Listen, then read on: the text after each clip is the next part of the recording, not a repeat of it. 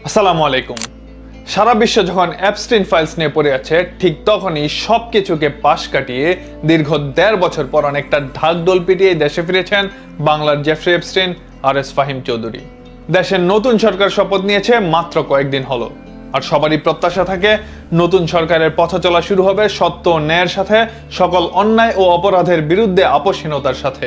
কিন্তু এই সরকার তাদের পথ চলা শুরু করেছে বিদেশে আত্মগোপনে থাকা মোহাম্মদপুর এলাকার কিশোর গ্যাং লিডার ও জুলাই হত্যা মামলার একজন আসামিকে বিন্দুমাত্র প্রতিকূলতা ছাড়াই প্রত্যাবর্তনের সুযোগ দিয়ে। ভিডিওর শুরুতে এই ফাহিম চৌধুরীকে বাংলার এপস্টিন কেন বলছি সেটা একটু পরেই ক্লিয়ার করছি। তার আগে চলুন জেনে নেই কে এই আর এস ফাহিম চৌধুরী, কেনই বা তাকে নিয়ে সারা দেশে এত তোলপাড়, কিভাবে একজন হত্যা মামলার আসামিকে বিমানবন্দরে এমন রাজকীয় অভ্যর্থনা দেওয়া সম্ভব, আর কে বা কারা শেল্টার দিয়ে দেশে ফিরিয়ে এনেছে এই ফাহিম চৌধুরীকে। পুরোটা জানতে সাথেই থাকুন, আর অবশ্যই চ্যানেলটি সাবস্ক্রাইব করে রাখুন। ফাহিমের পুরো নাম রেজওয়ান শাহরিয়ার ফাহিম চৌধুরী। 1996 সালের 28 ফেব্রুয়ারি কুমিল্লার 14 গ্রামে জন্মগ্রহণ করে ফাহিম। ছোটবেলাতেই সপরিবারে কুমিল্লা থেকে ঢাকায় এসে মোহাম্মদপুরে থাকতে শুরু করে ফাহিমের পরিবার। এরপর অল্প বয়সে বাবাকে হারিয়ে ধীরে ধীরে অপরাধ জগতে পা বাড়াতে শুরু করে ফাহিম।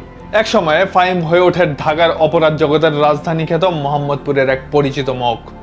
ফাহিম চৌধুরীর এই উত্থানের পেছনে সবচেয়ে বড় উৎস ছিল রাজনৈতিক ছত্রছায়ায় ক্ষমতার অপব্যবহার ও মোহাম্মদপুর এলাকায় বিশাল কিশোর গ্যাং লিড দেয়া। 2013 সালে ফাহিম চৌধুরী মোহাম্মদপুর এলাকায় তার বন্ধুদের নিয়ে একটি মোটরসাইকেল স্ট্যান্ড গ্রুপ খোলেন। শুরুতে এটি একটি স্পোর্টস গ্রুপ মনে হলেও ধীরে ধীরে এই বিশাল বাইকার বাহিনীকে স্থানীয় প্রভাবশালী ব্যক্তিরা তাদের পেশি শক্তি হিসেবে ব্যবহার করতে শুরু করেন। পরবর্তীতে ফ্যাসিস্ট আওয়ামী লীগ সরকারের আমলে ঢাকা উত্তর সিটি কর্পোরেশনের 33 নং ওয়ার্ডের কাউন্সিলর তারেকুজ্জামান রাজীব ও 34 নং ওয়ার্ডের কাউন্সিলর আসিফ আহমেদের সাথে ঘনিষ্ঠ সম্পর্ক গড়ে ওঠে ফাহিমের। এরপর আর ফাহিমকে পেছনে ফিরে তাকাতে হয়নি। অল্প দিনেই মোহাম্মদপুর এলাকার অন্যতম কিশোর গ্যাং লিডার, ছোটখাটো একজন মাফিয়া ও মোহাম্মদপুরের ত্রাস বনে যান আর এস ফাহিম চৌধুরী। কাউন্সিলর রাজীব ও আসিফের শেল্টারে মোহাম্মদপুর এলাকায় পুরো দমে প্রভাব বিস্তার করতে থাকে ফাহিম। নেতাদের মিছিলে বিশাল বাইক বহর নিয়ে শোডাউন দেওয়া এবং রাজনৈতিক প্রয়োজনে মব নিয়ন্ত্রণ করার মাধ্যমে মোহাম্মদপুরে কিশোর গ্যাং কালচারকে পাকাপোক্ত করে ফাহিম।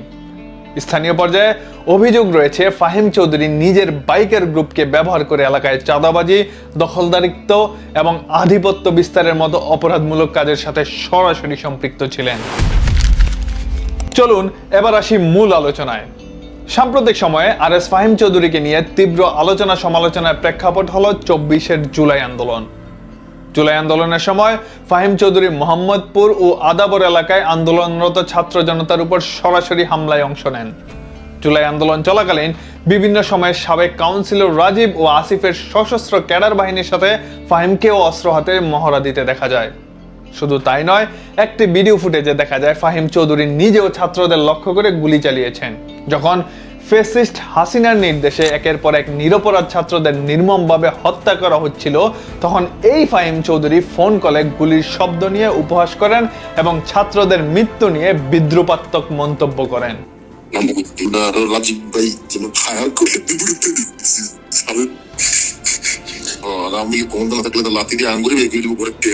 এছাড়াও আন্দোলনের সময় তার বিশাল বাইকের গ্রুপ ও কিশোর গ্যাং ব্যবহার করে বিভিন্ন পয়েন্টে ছাত্রদের ঘেরাও এবং হামলার নেতৃত্ব দিয়েছিলেন ফাহিম চৌধুরী। আর আন্দোলনের সময় ফাহিম চৌধুরী সামাজিক যোগাযোগ মাধ্যমে সক্রিয় ছিলেন আন্দোলনের বিরুদ্ধে, আওয়ামী লীগের পক্ষে প্রচারণা এবং আন্দোলনকারীদের সন্ত্রাসী প্রমাণের চেষ্টায়। 5ই আগস্টে শেখ হাসিনা পালিয়ে যাওয়ার পর জুলাই আন্দোলনে ছাত্রদের হত্যার সাথে সরাসরি জড়িত থাকার অভিযোগ এনে ফাহিম চৌধুরীর নামে একাধিক মামলা করা হয়। বাড্ডা থানায় একটি হত্যা মামলার অন্যতম আসামি এবং মোহাম্মদপুর ও আদাবর থানা সহ আরো কয়েকটি থানায় ফাহিম চৌধুরীর বিরুদ্ধে হত্যা ও হত্যা চেষ্টার মামলা করা হয়। এসব মামলা থেকে বাঁচতে কৌশলে দেশ থেকে পালিয়ে মালয়েশিয়া ও দুবাইতে অবস্থান করেন ফাহিম চৌধুরী। দেশ থেকে পালিয়েও ফাহিম থেমেছিলেন না।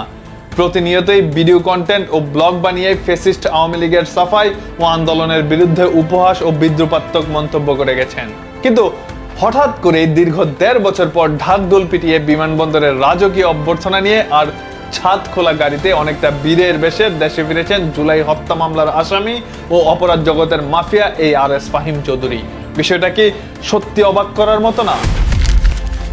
প্রশ্ন হলো, কে বা কারা এই দুর্ধর্ষ অপরাধী ফাহিম চৌধুরীকে দেশে সেফ এন্ট্রান্স দিল? এটা নিশ্চয় বুঝতে আর বাকি নেই। কোন রাঘব বোয়ালদের শেল্টার আর গ্রিন সিগন্যাল না পেয়ে ফাহিম চৌধুরী এভাবে নির্ভয়ে দেশে ফিরে আসেনি। আর ফাহিমকে দেশে ফিরিয়ে আনার রাঘব বোয়ালকে খুঁজতে গেলে যে আঙুলটা প্রথমে বিএনপির দিকে উঠবে তা আঁচ করার জন্য নিশ্চয়ই রকেট সায়েন্স বোঝার প্রয়োজন নেই। দীর্ঘ 1.5 বছর ধরে দেশের বাইরে পালিয়ে থাকলেও বিএনপি ক্ষমতায় আসার মাত্র 1 সপ্তাহ পেরোতেই ফাহিম চৌধুরীর দেশে ফিরে আসা কি মিন করে তা নিশ্চয়ই আপনাদের আর ভেঙে বলার প্রয়োজন বোধ করছি না। বিগত দিনে আমরা দেখেছি পতিত হাসিনা সরকারের আমলে এভাবে বিভিন্ন খুনি, মাফিয়া ও মাদক সম্রাটদের শেল্টার দিয়ে গেছে সরকারের বিভিন্ন নেতারা। তাহলে বিএনপিও কি আওয়ামী লীগের মতো ঠিক একই পথে হাঁটতে যাচ্ছে? এবার আসি এপস্টিন ফাইলস প্রসঙ্গে। শুরুর দিকে আরএস ফাহিম চৌধুরীকে বাংলার জেফ্রি এপস্টিন আখ্যা দিয়েছিলাম। সাম্প্রতিক সময়ে সারা বিশ্ব জুড়ে এপস্টিন ফাইলস নিয়ে তীব্র সমালোচনা চলছে। জেফ্রি এপস্টিন নাবালিকা মেয়েদের পাচার এবং দীর্ঘমেয়াদী যৌন অপরাধমূলক কর্মকাণ্ডের সাথে জড়িত ছিলেন। এপস্টিন মূলত বিশাল নেটওয়ার্কের মাধ্যমে অন্যায়ভাবে নাবালিকা মেয়েদের জোরপূর্বক প্রভাবশালী ব্যক্তিদের কাছে পাঠাতেন। আর অনেকটা এমনই ঘৃণ্য ও নিকৃষ্ট অপরাধের গুরুতর অভিযোগ উঠেছে এই ফাহিম চৌধুরীর নামেও। আর অভিযোগকারীরাও যেন তেন কোনো ব্যক্তি নয়, যার হাত ধরে অপরাধ জগতে ফাহিমের উত্থান এবং দেশ থেকে পালিয়ে যাওয়ার পরও যিনি ফাহিমকে সব রকম সাপোর্ট দিয়ে গেছেন, সেই সাবেক কাউন্সিলর খোদ তারেকুজ্জামান রাজীবই তার এক ফেসবুক পোস্টে ফাহিমের বিরুদ্ধে এমন জঘন্যতম অভিযোগ আনেন। রাজীব তার ফেসবুক পোস্টে এইভাবে লিখেন, ফাহিম, শিক্ষা প্রতিমন্ত্রী হাজ্জাজকে তুই মেয়ে সাপ্লাই দিতি, এই কথা সালাউদ্দিন জানলো কিভাবে? তুই কাদের বিশ্বাস করতেছিস? তোর আশেপাশে সবাই বেঈমান। তোর মিডিয়া জগতে কানেকশন ভালো, এটা এখন বাইরে চলে আসলে তুই হয়ে উঠবি গরিবের এপস্টিন। 2 দিন পর ববি তোকে অ্যারেস্ট করিয়ে দিলে নাম হবে ফাহিমস ফাইল। এত কাঁচা কাজ কেন করিস তুই? আর এভাবে আরএস ফাহিম চৌধুরী শুধু জুলাই আন্দোলনে ছাত্রদের উপর হামলা থেকে শুরু করে চাঁদাবাজি, দখলদারি কিংবা কিশোর গ্যাং নিয়ন্ত্রণই নয়, আওয়ামী লীগের অনেক নেতা ও প্রভাবশালী ব্যক্তিদের মনোরঞ্জনের জন্য মেয়ে পর্যন্ত সাপ্লাই দিতেন। এই ফাহিম চৌধুরীরা পুরো দেশের শত্রু, পুরো জাতির শত্রু। এদের দমন করতে না পারলে পুরো একটা প্রজন্ম হুমকির মুখে পড়বে।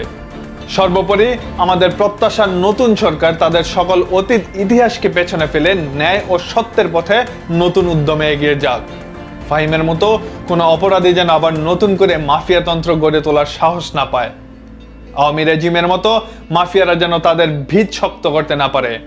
আমরা চাই জুলাই শহীদদের রক্ত যেন বৃথা না যায়, শহীদ শরীফ ওসমান বিন হাদির রক্ত যেন কোনোভাবেই বৃথা না যায়। আজ এই পর্যন্তই। সকলের সুস্বাস্থ্য ও দীর্ঘায়ু কামনা করছি। শীঘ্রই আবার কথা হবে নতুন কোনো টপিকস নিয়ে, নতুন কোনো ভিডিওতে। সে পর্যন্ত ভালো থাকুন, সুস্থ থাকুন। আল্লাহ হাফেজ।